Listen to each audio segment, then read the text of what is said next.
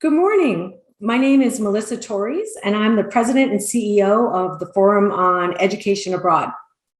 As a proud alumna of The Ohio State University, I'm happy to be sharing my first cup of tea with you today. I'd like to acknowledge that I live and work on the traditional home of the Wampanoag tribe, and that the forum itself, hosted by Dickinson College in Carlisle, Pennsylvania, is on the unceded lands of the Susquehannock Nation. When I first learned the subtitle of this series, Things We Should Be Talking About, it occurred to me that some of my colleagues are hesitant to engage in a discussion on climate change because they believe that climate action is at odds with their goals for education abroad. And I don't really think that has to be the case. Taking action to combat climate change doesn't mean that we have to send fewer students abroad or have fewer programs. In fact, beginning this conversation in your own office, as well as the sustainability and equity, diversity, and inclusion offices on campus is critical because climate action is intricately intertwined with social justice. When it comes to education abroad, we know the experience has profound impact on students, but it also impacts the environment and resources of the communities that host them.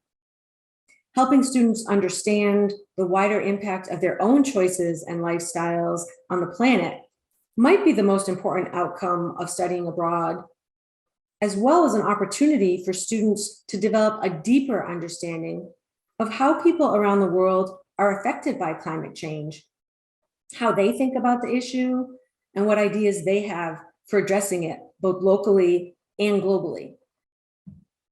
We as educators can help students make informed decisions about where they study, what they want to learn, and how to do so in a responsible way.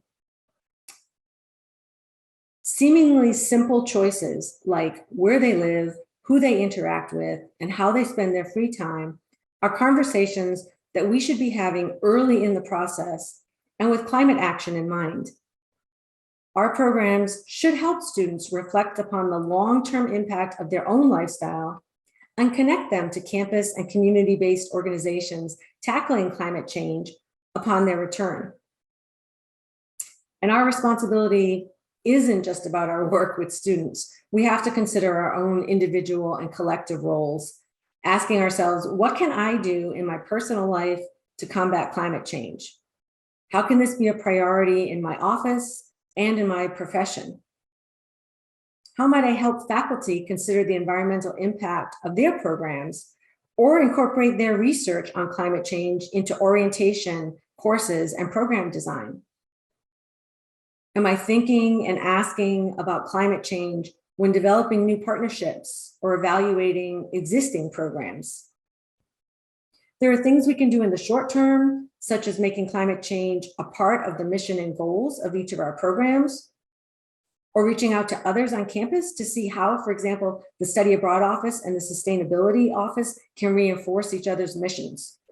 We can talk with our partners to make sure that climate change is a priority for them too. And of course, we can begin tracking and offsetting our emissions if we aren't already doing so. With a bit of planning and collaboration, we can also develop mitigation strategies and assess the impact of study abroad programs on students' perceptions, actions, and long-term behavior. I think increasing students' understanding of climate change and sustainability more broadly can and should be a learning goal in every single study abroad course. And we can't let ourselves off the hook either. We should be asking whether we're holding ourselves accountable by behaving in responsible and ethical ways as practitioners in this field. For example, as a membership association, the Forum has been leading the conversation about sustainability and study abroad. But part of the way we achieve our mission is by bringing people together. So going back to 2019, we started looking at how we organize conferences and events. And since then, we've broadened that scope to really look at all aspects of our operations. Yes, we offer carbon offsets for participants and staff travel, but we've also made a commitment to working virtually whenever possible.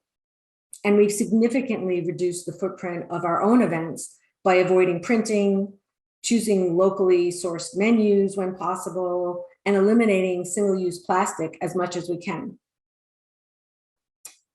This topic can seem overwhelming, and quite frankly, it is.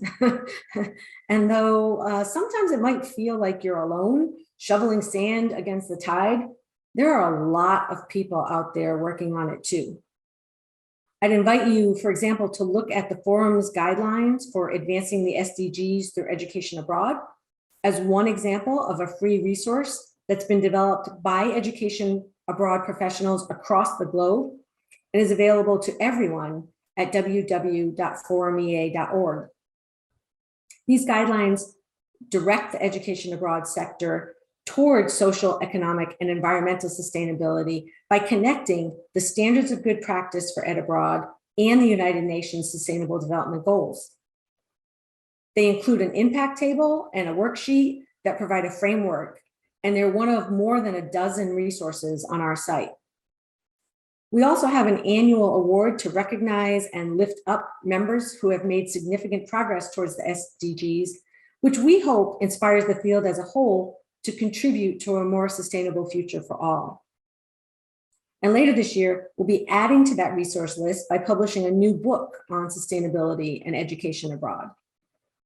And there are a number of other organizations like the Climate Action Network for International Educators, NAFSA, and of course, BCCIE, which are also bringing together people to share best practices and common challenges around climate change. I guess the absolute worst thing you can do is nothing. Thank you for tuning in today, and I hope this conversation has left you as energized as that first cup of coffee.